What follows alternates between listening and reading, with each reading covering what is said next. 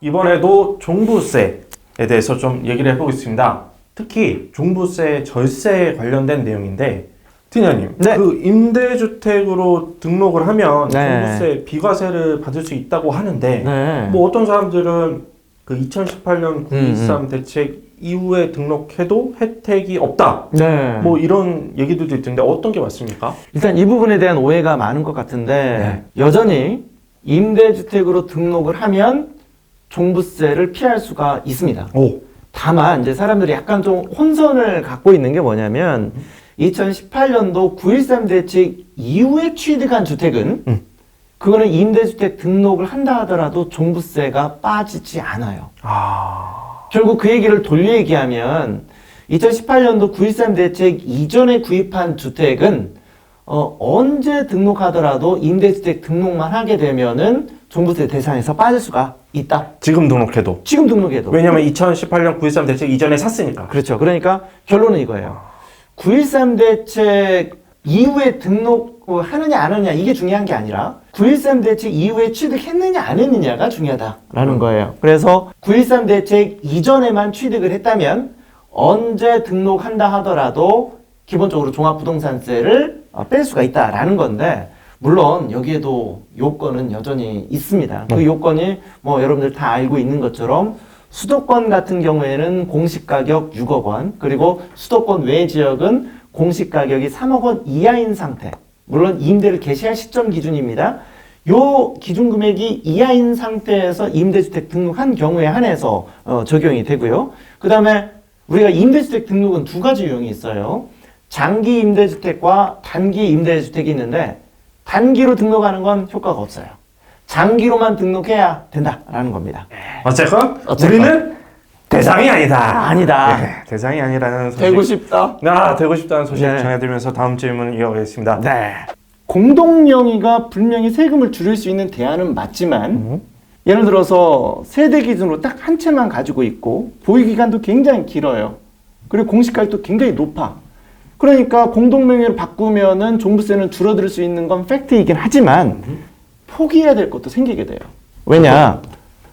공동명의로 바꾸게 되면 공시가격 각자 기준으로 6억 기준으로 종부세를 계산하는 대신 포기해야 될 게 뭐냐면 종부세에 대한 연령과 보유기간에 따른 세액공제 70%는 사라지게 돼요. 그러니까 공동명의로 바꾸게 되면 종부세 기준 금액이 12억 원으로 올라가는 효과는 있지만 세액공제는 포기해야 된다는 건데 만약에 공시가격이 아무리 높더라도 단독명의로 헌재를 가지고 있고 오랫동안 가지고 있다. 그러면 세액공제 효과가 굉장히 커지거든요. 그러면 그게 오히려 더 유리할 수도 있어요. 그래서 제가 혹시 이 방송을 듣고 계시는 분들이 오해하실까봐 미리 말씀을 드리면 제가 주택을 공동명의로 바꾸지 마라 라는 게 아니라 공시가격이 큰데 굉장히 오랫동안 가지고 있는 거를 종부세를 줄일 목적으로 공동명의로 바꾸면 오히려 취득세와 증여세 부담이 더 커질 수 있다라는 거예요. 그거에 따른 종부세 부담이 크지 않을 수 있다. 효과가 크지 않을 수 있다. 오히려 이때는 어떻게 하는 게 좋으냐. 매각한 다음에 그때 구입하는 단계에서 공동명의를 구입하면 그래도 취득세라도 아낄 수가 있겠죠.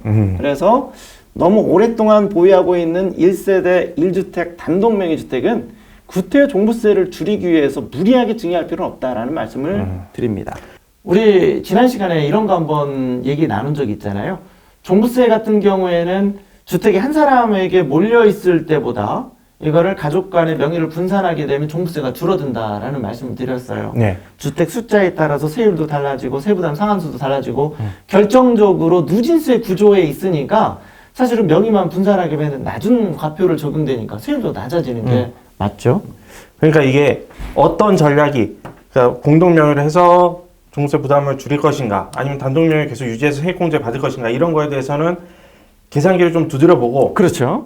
어느 것이 더 나은지 좀 따져봐야 된다. 예. 그리고 이런 걸 따져볼 때는 집에서 혼자 하면 안 되고 약은 약사에게 진료는 의사에게 세금은 세무사지. 세무사를 찾아가서 상담을 받아보시기 그렇습니다. 바랍니다. 네. 물론 법인 명의로 법인을 차려서 법인 명의로 주택을 구입하거나 개인 명의 주택을 신탁회사에 이렇게 맡기는 경우도 있다고 하던데 네네. 이게 효과가 있나요? 종부세 줄일 수 있어요. 현실적인 얘기를 지금 드리는 겁니다. 예. 그런데 이게 엄밀히 말하면 예.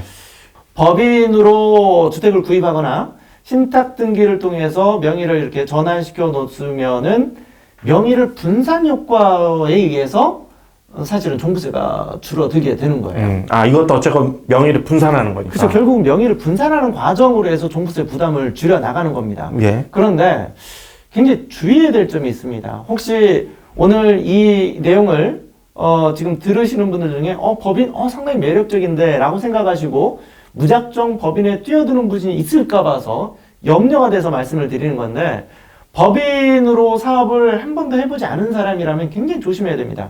왜냐? 한 두 가지 정도 측면에서 직접적인 좀 불이익이 있을 수가 있는데, 구입하는 부동산이 만약에 과밀 억제 권역에 있는 부동산이다 라고 하면 취득세가 중과세 될 수가 있어요. 법인이 부동산을 구입할 때 과밀 억제 권역 내에서 구입을 할 적에 이게 법인의 본점이나 지점 목적으로 사용을 하거나, 또는 법인의 본점과 지점 목적으로 사용하지 않는다 하더라도 설립하고 5년 이내에 구입하는 거의 대부분의 모든 부동산은 취득세가 중과세 되는데, 주택도 이해가 되지 않아요. 중과세가 될 수가 있다는 것. 두 번째, 법인이 주택을 사고 팔 때 사실 법인도 주택을 매각할 적에 일반 법인세의 10%포인트가 가산이 돼서 법인세를 과세하도록 되어 있거든요. 예. 그러니까 결국 법인도 중과세 제도가 있는 거예요. 그리고 마지막, 여러분들이 지금 주택을 법인 명의로 구입하려고 지금 생각하고 있는 건 최종적인 목적은 뭐예요? 결국은 내 주머니로 그 투자 이익을 결국은 돌아오기 위해서 그런 거잖아요. 그렇죠. 마지막 단계에 내 것으로 바꾸는 과정에서 청산을 하거나 배당을 하게 되는데, 그때 배당소득으로 과세돼요. 배당소득. 배당소득도 만만치 않은 세금이거든요. 그러다 보니까 법인 명의로 구입하는 건 상당히 신중해야 된다라는 거고. 자, 지금부터 이제 신탁 얘기를 할 건데, 신탁 부분은 아직 해결되지 않은 숙제가 좀 있습니다. 우리가 신탁회사로 신탁 등기를 한다는 거는 어찌됐든 내 이름을 신탁회사로 명의를 돌려놓는 거잖아요. 그렇죠. 그렇기 때문에 납세 의무자가 변경이 되는데, 여기에서 국세와 지방세 간에 약간의 이견이 있어요. 그 이견이 뭐냐면, 지방세는 납세 의무자가 신탁회사라고 되어 있어요. 수탁자, 신탁회사. 반면 국세의 납세 의무자, 우리 종부세는 국세고 재산세는 지방세라고 그랬죠. 그렇죠. 그래서 재산세 납세 의무자는 신탁회사이고, 네. 그런데 국세인 종부세는 국세 대원칙이 있어요. 국세는 기본적으로 실질과세 원칙에 의해서 진짜 주인에게 과세된다라는 게 대원칙이에요. 그러니까 신탁 등기를 했다 하더라도 진짜 주인인 위탁자에게 과세되는 게 원칙이겠죠. 그렇죠. 그런데 우리나라 국세 중에서 유일하게 지방세의 과세 표준과 납세 의무자를 승계받아서 과세하는 유일한 세금이 종부세예요. 아. 그러다 보니까 신탁회사의 납세 의무자를 그대로 끌고 와서 종부세를 계산하는 거죠. 그러다 보니까 과세를 못하는 약간의 세법의 미스매치가 되는 부분이 발생하고 있는 거예요. 그래서 신탁 등기라는 건 현실적으로는 현재 과세를 못하고 있는 건 사실이지만, 경우에 따라서는 세법의 새로운 해석 또는 세법 개정을 통해서 추진이 될 수도 있는 리스크가 있기 때문에 신탁 등기를 통해서 종부세를 피할 수 있다라고 너무나 자신만만하게 생각하시면 안 된다. 철석같이 믿고 있다가 뒤통수 맞을 수 있다. 조금은 그래서 신탁 등기로 종부세를 피할 수 있다라고 확실하게 말씀드리기는 좀 어렵다라는 말씀을 좀 드립니다. 주의해야 된다라는 겁니다. 알겠습니다. 이것도 득실을 따져봐야 된다. 철저하게. 물론입니다. 그렇습니다. 알겠습니다. 이번 시간은 종부세, 임대주택을 통한 절세 방안 과연 있는가, 효과는 있을까, 이런 거에 대해서 한번 얘기 나눠봤습니다.